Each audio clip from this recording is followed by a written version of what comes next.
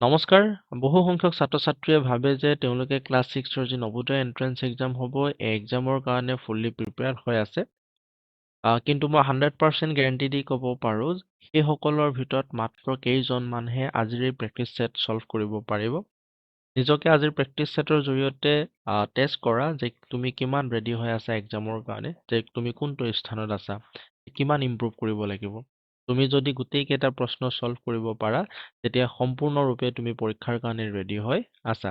Okay, চ' without wasting time আমি আজিৰ practice ছেটটো আলোচনা কৰিম। গণিতৰ প্ৰেক্টিচ ছেট হয় আৰু ইয়াৰ আমাৰ 20টা কুৱেশ্যন আছে, ৰাইট? কেইটা কুৱেশ্যন আছে? 20টা কুৱেশ্যন আছে, শেষলৈকে চাবা।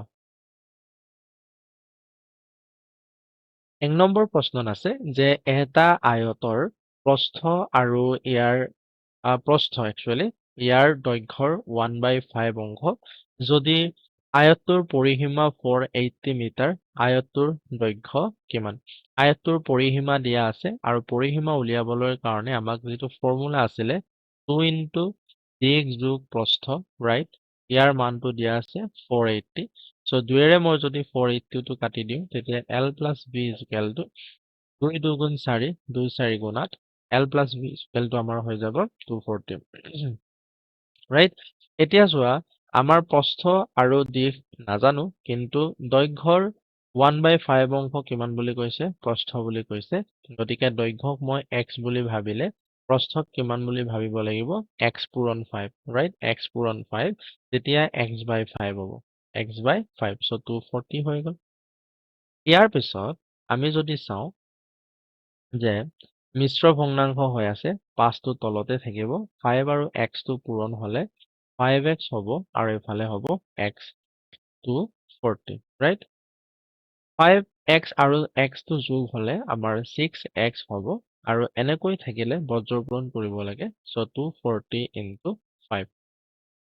xটো অকলে ৰাখিব লাগে যিহেতু আমাৰ দিশটো লাগে আৰু xটোৱে হৈছে আমাৰ দিশ। চ' পূৰণ হৈ থাকিলে আমাৰ হৰণ হৈ তললৈ নামি আহিব। 6ৰে 24টো কেইবাৰ যায়? 4 বাৰ যায়। 0টো 0 বাৰ যাব আৰু আমাৰ লগত 5টো পূৰণ হৈ আছিলে। চ' আল্টিমেটলি 5 × 4 = 20, 200 পালো। কিমান পালো? 200 পালো। গতিকে আমাৰ এনচাৰটো দিশ কিমান বুলি কৈছে? 200 মিটাৰ। প্ৰস্থ যদি উলিয়াবলৈ কোৱা হয়, প্ৰস্থটো তেতিয়া আমাৰ কিমান হৈ যাব? এই যিটো 200 আছে, ইয়াৰ 1/5 অংশ উলিয়াই দিলে হৈ গ'ল। তেতিয়া আমাৰ হৈ যাব 40 মিটাৰ। আমাক প্ৰস্থ নালাগে, দিশহে লাগে। গতিকে দিশ আমাৰ কি হৈ যাব? Option A 200 metre. I hope তোমালোকে বুজি পাইছা। নেক্সট আমি যদি চাওঁ, এইটো বহুত ইম্পৰ্টেণ্ট কুৱেশ্যন হয়, বাৰে বাৰে কুৱেশ্যন আহি থাকে।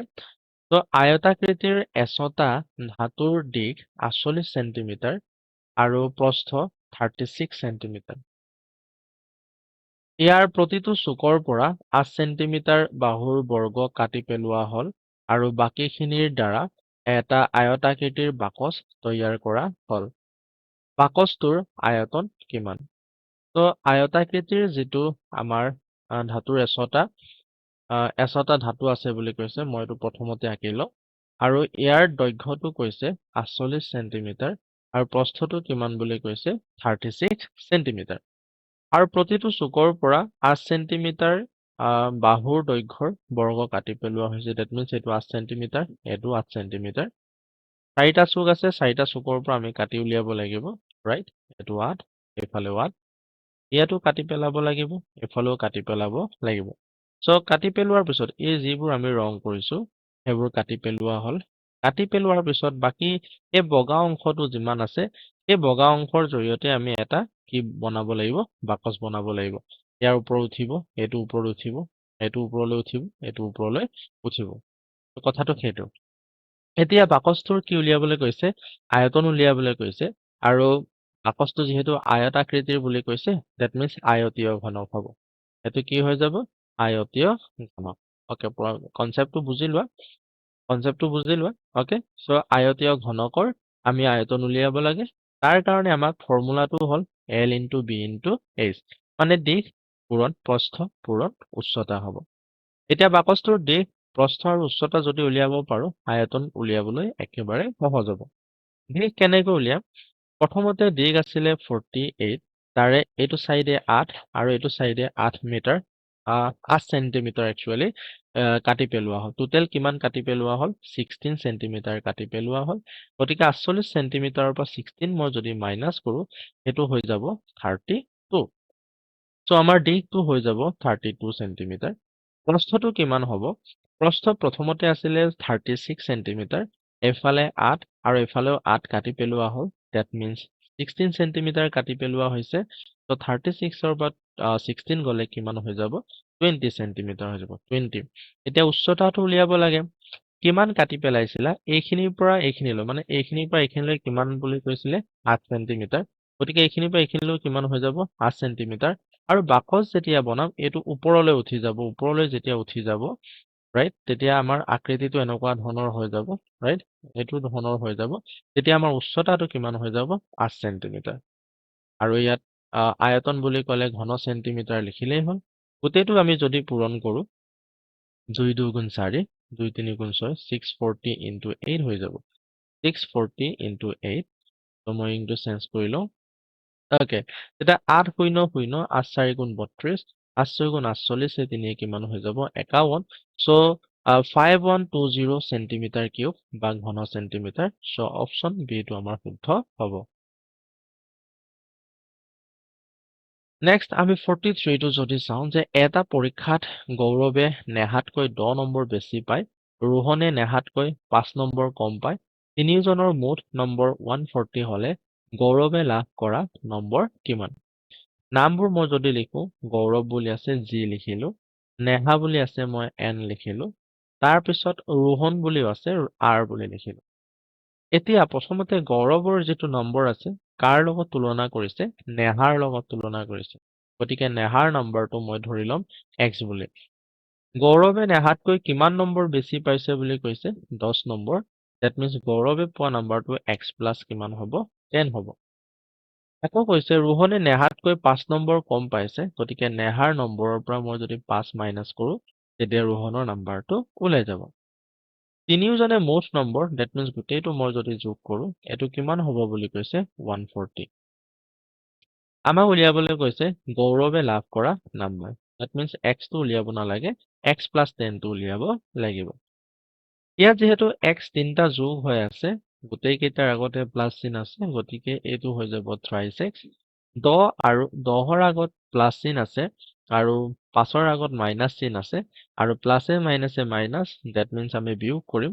10ৰ পৰা যদি 5 গুচি যায়, আমাৰ কিমান থাকিব? 5 থাকিব। আৰু ডাঙৰটোৰ আগত যিহেতু আমাৰ প্লাছ চিন আছে, ডেট মিনছ ইয়াত আমাৰ কি বহিব? প্লাছ বহিব। তেতিয়া এইটো হৈ যাব 140। থ্ৰাইছ এক্স লিখিলো, আৰু 140ৰ ওচৰলৈ মই 5টো লৈ যাম। লৈ গ'লে আমাৰ থাকি যাব ইয়াত থ্ৰাইছ এক্স, আৰু ইয়াত 135। 135 থাকিব। অকল এক্স পাৰ্টটো মই যদি ৰখাওঁ ইয়াত, তেতিয়া 3ৰে হৰণ কৰিব লাগিব। ইয়াত যিহেতু পূৰণ হৈ আছিলে, হৰণ হৈ যাব। হৰণ হৈ যোৱাৰ লগে লগে এইটো আমাৰ এক্সৰ মানটো ওলাই যাব। 3ৰে 13টো 3 4 গুণ 12, 1 থাকিলে 15 হ'ব। 3 5 গুণ 15। ডেট মিনছ 45, এক্সৰ মান 45 পালো। আৰু গৌৰৱৰ যিটো নাম্বাৰটো এক্স প্লাছ 10 আছিলে, এক্স প্লাছ 10 আছিলে, ত' 45 প্লাছ 10 আমাৰ কিমান হৈ যাব? 55। কিমান হৈ যাব? 55। অপশ্যন ডিটো আমাৰ শুদ্ধ হ'ব।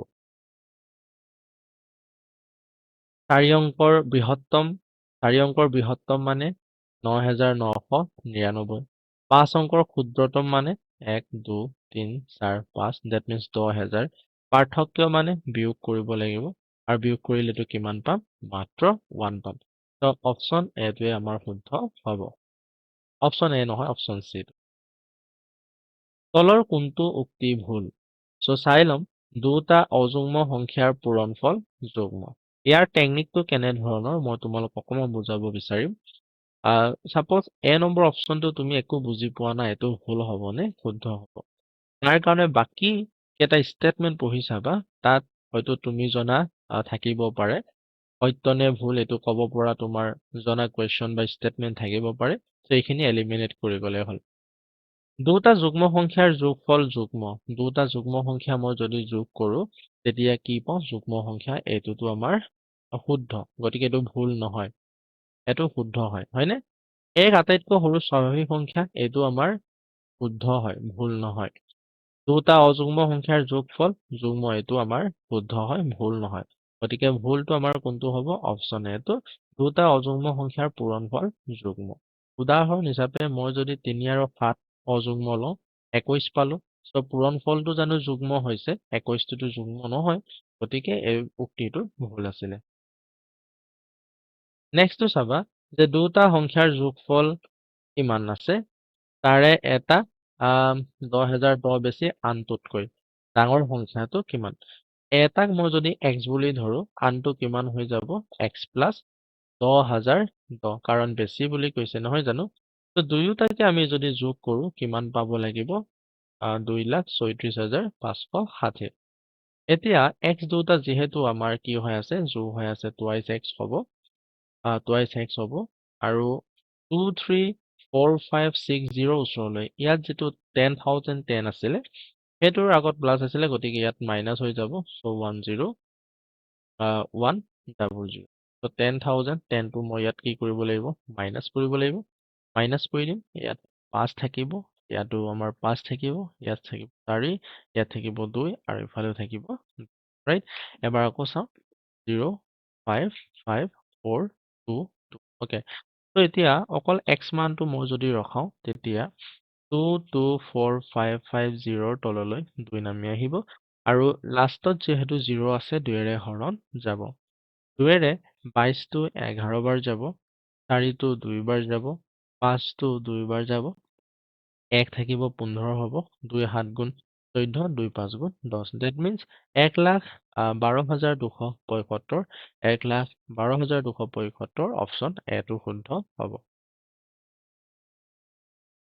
নেক্সট ইম্পৰ্টেণ্ট কুৱেশ্যনটো হৈছে যে 4.029ক কিমানেৰে ভাগ কৰিলে ভাগফল ইমান হ'ব চ' 4.029ক কিমানেৰে ভাগ কৰিব লাগিব আমি নাজানো গতিকে x বুলি ধৰিলো চ' 40.29 পোৱা যায় বুলি আমি কি কৰিব লাগে যে যিটো ইয়াক আমি এনেকে লিখি ল'ব পাৰো যে 4.029 ডিভাইড বাই x এনেকে লিখিম আৰু 40.29 এতিয়া চাব লাগে যে 4.029 আছিলে ইয়াত বজ্ৰপূৰণ কৰি দিয়া 40.29x হৈ যাব তেতিয়া ওকে এতিয়া x টো অকলে ৰাখিব লাগে আৰু x ৰ লগত যিটো আছিলে এইটো হৰণ মানে পূৰণ হৈ আছিলে ন গতিকে ইয়াত হৰণ হৈ তললৈ নামি যাব ত 4.029 হৈ যাব এতিয়া ইয়াক অকণমান সিম্পলিফাই কৰিলে হ'ল x টো মই আগতেই লিখি লম তো তলত যিটো আছে ন তলত যিটো আছে এইটো মই দশমিকটো উঠাব লাগে তো দশমিক উঠাবৰ কাৰণে কেইটা আছে ইয়াত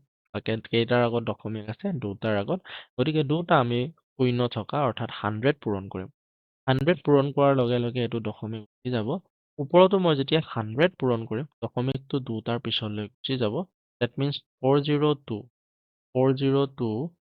পইণ্ট আমাৰ কি হৈ যাব 9 হৈ যাব ৰাইট এতিয়া চাবা ইয়াত যিহেতু তল আৰু ওপৰ একেই হৈ আছে চোৱা 4029 তো দশমিকটো নাই বুলি ভাবিলে কেইবাৰ যাব একবাৰ যাব কিন্তু দশমিক কেইটাৰ আগত আছিলে এটাৰ আগত আছিলে গতিকে মই যদি এটাৰ আগত বহুৱাই দিওঁ তেতিয়া এনসাৰটো আমাৰ ওলাই যাব so 0.1 is the correct answer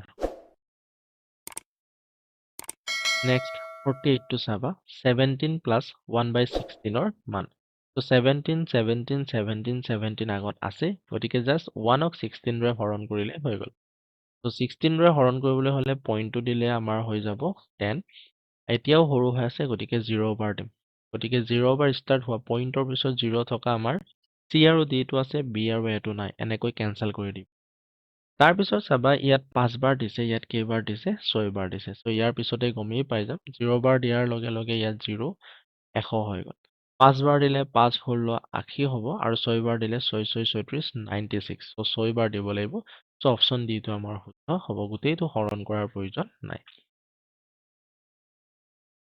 next টো চোৱা 6.6 6.06 ইমানৰ গোটেইকেইটাৰ যোগফল উলিয়াবলৈ কৈছে সো ইয়াতে মই যোগফলবোৰ উলিয়াবৰ কাৰণে পইণ্টৰ পোনে পোনে পইণ্ট লিখিলো 6 লিখিলো 006 লিখিলো ইয়াত 0 এটা মই লগাই ল'ব পাৰিম এই পাৰ্টটো মানে সো ইয়াতো পইণ্টৰ পোনে পোনে পইণ্ট লিখি ইয়াত মই তাৰ আগত আমি যোগ কৰি যাওঁ 6 হ'ব 12 হ'ব 1 হ'ব 0 হ'ব পইণ্ট হৈ যাব 6 6 12 এইটো হৈ যাব 72.0126 আকৌ আছে 6.06 গতিকে 6.06 টো মই আকৌ যোগ কৰিলে ইয়াত 26 হ'ব 7 হ'ব 0 হ'ব আৰু 7 8 হ'ব লাষ্ট 6.6 টো যোগ কৰি দিয়া যোগ কৰিলে এইটো যোগ কৰিব লাগে বিশেষ বেছি টান নহয় কিন্তু এনে ধৰণৰ কোৱেশ্চন আহি যায় 8 6 কিমান হৈ যাব 14 আৰু 7 প্লাস 1 টো কিমান হৈ যাব 84.6726 ৰাইট 84.6726 টো ক'ত আছে অপচন সি আছে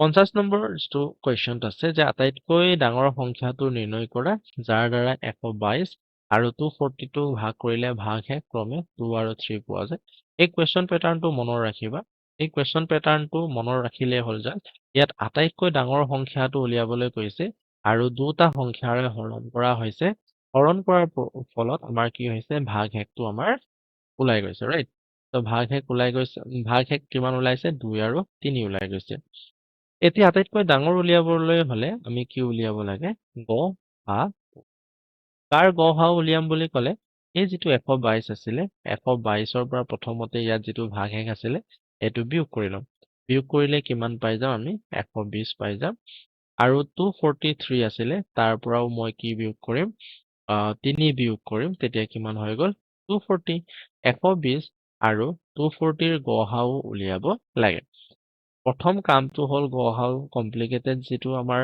নিয়ম আছে তালৈ যোৱাৰ আগতে 120ৰে 240টো হৰণ যায় নেকি এইটো চাব লাগে যদি হৰণ যায় সৰুটোৱে হ'ব আমাৰ আটাইতকৈ ডাঙৰ তো 120ৰে 240টো হৰণ যায় 120টোতো 120ৰে হৰণ যাব গতিকে আমাৰ গ হাও কিমান হ'ব 120 তো আটাইতকৈ ডাঙৰ সংখ্যাটো আমাৰ 120 হ'ব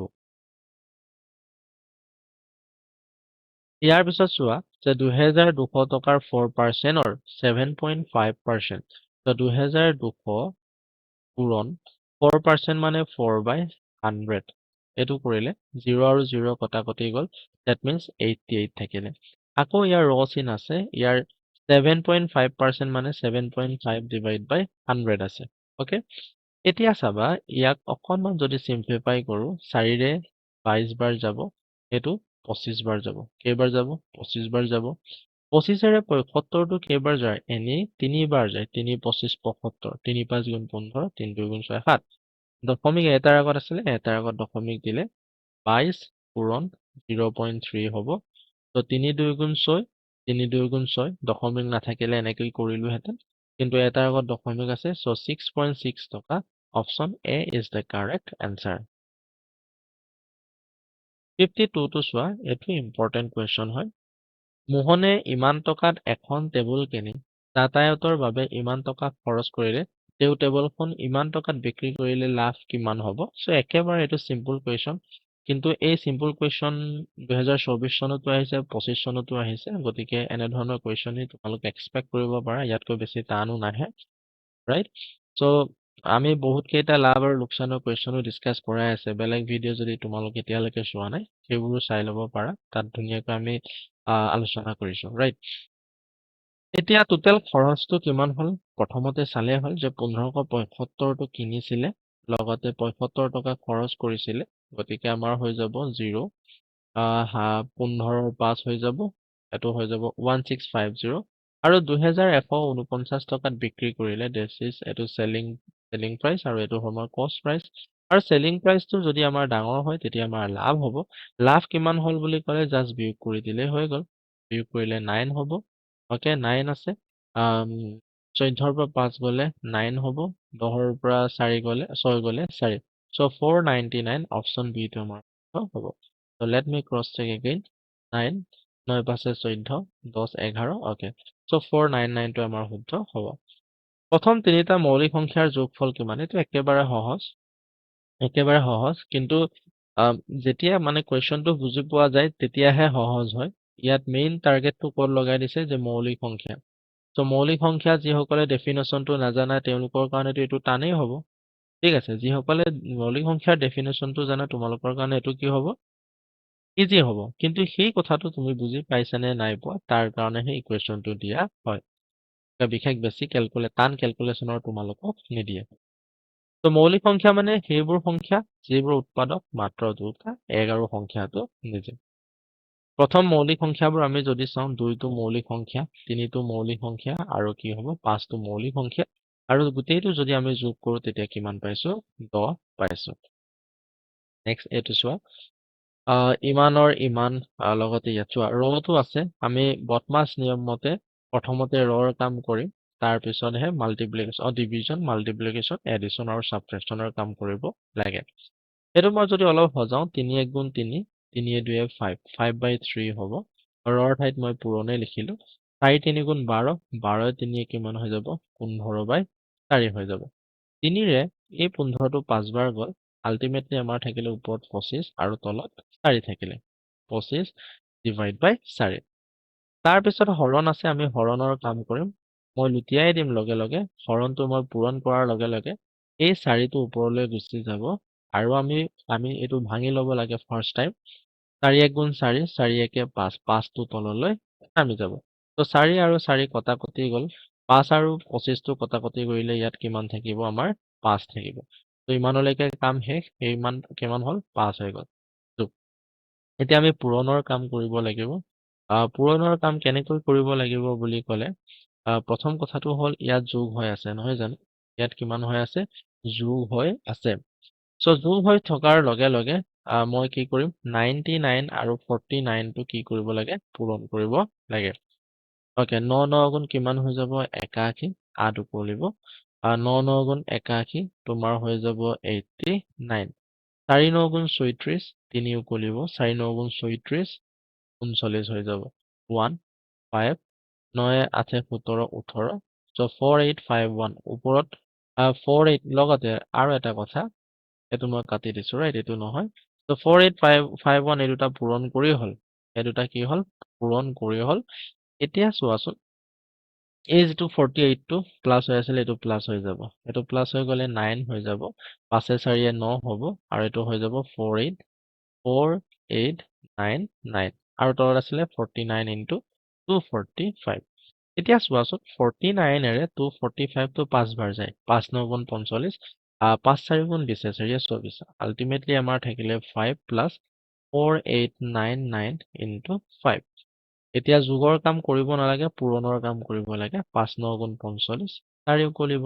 5 9 গুণ 45, 45 4 49 9, 4 উকলিব। 5 8 গুণ 40, 44, 4 উকলিব। 5 4 গুণ 20, 24 হৈ যাব।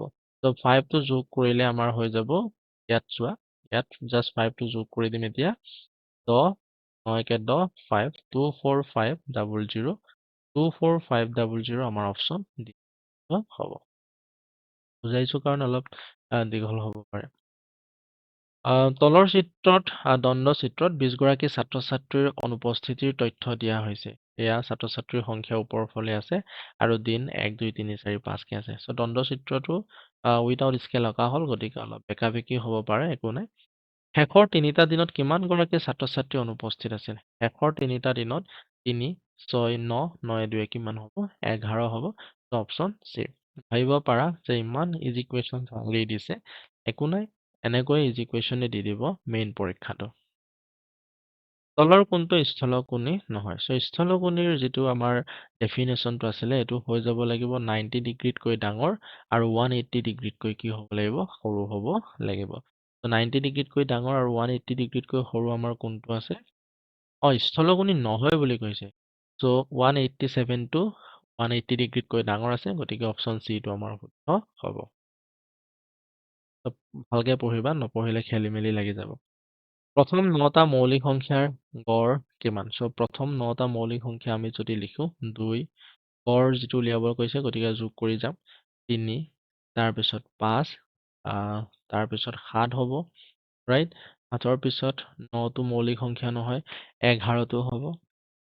11ৰ পিছত আমাৰ আহি যাব 13, 15টো নহয়, 16 17টো হ'ব। 17 আৰু কি হৈ যাব? 19। কেইটা হ'ল? 1 2 3 4 5 6 7 8 আৰু এটা লাগে। 19 20 নহয়, 21 নহয়, 22 নহয়, 23টো আমি কি কৰিব লাগিব? যোগ কৰিব লাগিব। আৰু ইয়াক 9ৰে হৰণ কৰি দিলে উত্তৰটো ওলাই যাব। 2 3 5 5 5 10 10 7 17 17 11 21 সৰি 17 আৰু 11 28 হৈ যাব 28 13 আমি যদি যোগ কৰো তেতিয়া 11 2 3 কে 41 17 যদি আমি যোগ কৰো 8 হৈ যাব 58 19 যদি যোগ কৰো নয়াতে 17 5 6 কে 7 ৰাইট আৰু 23 মই যদি যোগ কৰো তেতিয়া 0 7 2 9 কে 10 ৰাইট সো 100ক মই কিহেৰে হৰণ কৰিব লাগিব 9ৰে হৰণ কৰিব লাগিব 9ৰে 10 টো কেইবাৰ যাব একবাৰ ইয়াত হৰণ কৰি দেখুৱাই দে 9ৰে একবাৰ যাব 9 1 গুণ 9 9 1 গুণ 9 হৈ যাব সো আমি চাইছো 11 পইণ্ট আছে আকৌ আহি যাব ওকে তো পইণ্ট আহি যাব 9 9 1 গুণ 9 সো 11.1 এনেকৈ গৈ থাকিব সো অপচন ডি টো শুদ্ধ হ'ব সো আই হোপ তোমালোকে বুজি পাইছা যদি বুজি পোৱা নাই আকৌ এবাৰ চাই ল'বা এইটো ইম্পৰ্টেণ্ট কুৱেশ্যন এখন ৰেলগাড়ীয়ে 19 ঘণ্টাত ইমান কিলোমিটাৰ দূৰত্ব অতিক্ৰম কৰে যদি এখন গাড়ীৰ গড় বেগ ৰেলৰ গতিবেগৰ 4/5 অংশ হয় তেন্তে 22 ঘণ্টাত গাড়ীখনে অতিক্ৰম কৰা দূৰত্ব কিমান তো 22 ঘণ্টাত গাড়ীখনে অতিক্ৰম কৰা দূৰত্ব উলিয়াবৰ কাৰণে আমি 1 ঘণ্টাতনো কিমান অতিক্ৰম কৰে সেইটো উলিয়াব লাগিব আৰু এইটো উলিয়াবৰ কাৰণে গড় বেগ উলিয়ালে হ'ল আৰু গাড়ীখনৰ গড় বেগ উলিয়াবৰ কাৰণে আমাৰ ৰেলৰ গড় বেগৰ লগত যেহেতু তুলনা কৰিছে প্ৰথমতে ৰেলৰ গড় বেগটো উলিয়াই ল'ম তো এভাৰেজ যেটো স্পিড উলিয়াবলৈ হলে টোটাল যেটো ডিসটেন্স আছে টোটাল ডিসটেন্সক যেটো টোটাল টাইম আছে টোটাল টাইমেৰে হৰণ কৰিলে হৈ গল আমি যদি হৰণ কৰো প্ৰথমতে 123 টো হৰণ কৰিব লাগিব 19ৰে নহয় জানো তো 19ৰ লগত মই যদি 6 বাৰ দিও 6 9 গুণ 54 6 5 11 একেবাৰে ওচৰত আছে মই যদি 7 বাৰ দিও বেছি হৈ যাব 7 9 গুণ 63 আর 7 6 13 133 হৈ যায় বেছি হৈ যাব গতিকে মই দিম 114 that means 123 ৰ পৰা তোমালোকে হৰণ কৰিবা মই ইয়াত ছুটিকে হৰণ কৰিছো 123 ৰ পৰা 114 যদি হৰণ কৰো 13 ৰ পৰা 4 গলে কিমান থাকিব 9 থাকিব আৰু থাকিলে তোমাৰ ইফালে 95 সো এতিয়া 19ৰে 95 টো আমি কি কৰিব লাগে হৰণ কৰিব লাগে মই যদি 19ৰ লগত 5 বাৰ দিও 5 9 গুণ 45 5 1 গুণ 5 4 9 ওলাই গৈছে গতিকে 5 বাৰ দিম তো প্ৰথমতে কেইবাৰ দিছিলো 6 বাৰ দিলো তাৰ পিছত এতিয়া কেইবাৰ দিলো 5 বাৰ দিলো সো এভাৰেজ স্পিডটো কিমান বুলি কৈছে 65 কিলোমিটাৰ পাৰ আৱাৰ এতিয়া গাড়ীখনৰ যেটো কাৰখনৰ এভাৰেজ স্পিড আছিলে এভাৰেজ যেটো স্পিড ৰাইট এভাৰেজ স্পিড এটো উলিয়াবলৈ হলে ৰেলখনৰ কিমান অংশ বুলি কৈছে 4/5 অংশ that means 5 13 65 হয় 5 1 গুণ 5 15 হ'ব 5 3 15 into 4 কিলোমিটাৰ পাৰ আৱাৰ 4 13 কিমান হৈ যাব 52 কিলোমিটাৰ পাৰ আৱাৰ হৈ যাব that means 1 ঘন্টাত 52 কিলোমিটাৰ যাব ইয়াৰ পৰা আমি গম পালো যে 1 ঘন্টাত কিমান বুলি কৈছে 52 কিলোমিটাৰ এতেকে টোটাল কিমান ঘন্টা বুলি কৈছে 22 ঘন্টা 22 ঘন্টা ওকে 22 ঘন্টাটো কৰিলে হ'ল ওকে তো 52 into 22 মানে পূৰণ কৰি দিলে হ'ল তো 52 আৰু 22 পূৰণ কৰিম 2 2 গুণ 4 2 5 গুণ 10 2 2 গুণ 4 2 5 গুণ 10 so 1144 কিলোমিটাৰ অতিক্ৰম কৰিব অপচন বি টো শুদ্ধ হ'ব আৰু দুটা আছে গৈ ওকে 59 এটা ড্ৰামত 16 লিটাৰ তেল আছে 0.1 লিটাৰ কিমানটা বটল ড্ৰামটোৰ পৰা পুৰ কৰিব লাগিব সো 0.8 কৈ আমি কি কৰা হৈছে ইয়াক ভাগ ভাগ কৰা হৈছে 0.8 লিটাৰ কে আমাক কি কৰা হৈছে ভাগ ভাগ কৰা হৈছে গতিকে আমি চাব লাগিব সো ভাগ ভাগ কৰিলে আমি হৰণ কৰিম জাস্ট হৰণ কৰিলে ইয়াৰ উত্তৰটো ওলাই যাব সো দুইটাকে আমি মিলিলিটাৰলৈকে লৈ লওঁ ঠিক আছে সো 0.8 লিটাৰ মানে 1 লিটাৰত 1000 হয় ইয়াক একচুয়ালি কি বুলি লিখা হয় 800 ml বুলি লিখা হয় কি বুলি লিখা হয় 800 ml আৰু 16 লিটাৰত 16 লিটাৰ তোমাৰ কিমান হৈ যাব 16000 লিটাৰ হৈ যাব জাস্ট হৰণ কৰি দিয়া 16000 লিটাৰক 800 লিটাৰ মিলিলিটাৰ একচুয়ালি মিলিলিটাৰ দে এইটো লিটাৰ নহয় মিলিলিটাৰে আমি কি কৰিব লাগিব হৰণ কৰিব লাগিব যেটা দুটা শূন্য কাটিলে 8 2 গুণ 16 that means 20 টা লাগিব so option D is the correct answer next and last question 24 আৰু 36 ৰ সাধাৰণ উৎপাদক কিমান আছে so 24 ৰ উৎপাদকবোৰ 1 2 ৰে হৰণ যায় 3 3 8 গুণ 24 4 ৰে 4 6 গুণ 24 5 ৰে হৰণ নাযায় 6 ৰে হৰণ যাব 3 ৰে কেইবাৰ যায় 8 বাৰ যায় 2 ৰে কেইবাৰ 12 বাৰ আৰু 1 ৰে 24 বাৰে যাব 36 টো আমি যদি চাওঁ 1 1 এৰে হৰণ যায় 2 এৰে হৰণ যায় 3 ৰে হৰণ যায় 3 বাৰ 36 হয়নে 4 ৰে 4 9 গুণ 36 5 এৰে হৰণ নাযায় 6 এৰে হৰণ যায় 6 6 গুণ 36 যেতিয়া ৰিপিট হৈ গ'ল তেতিয়া 4 ৰে কেইবাৰ যায়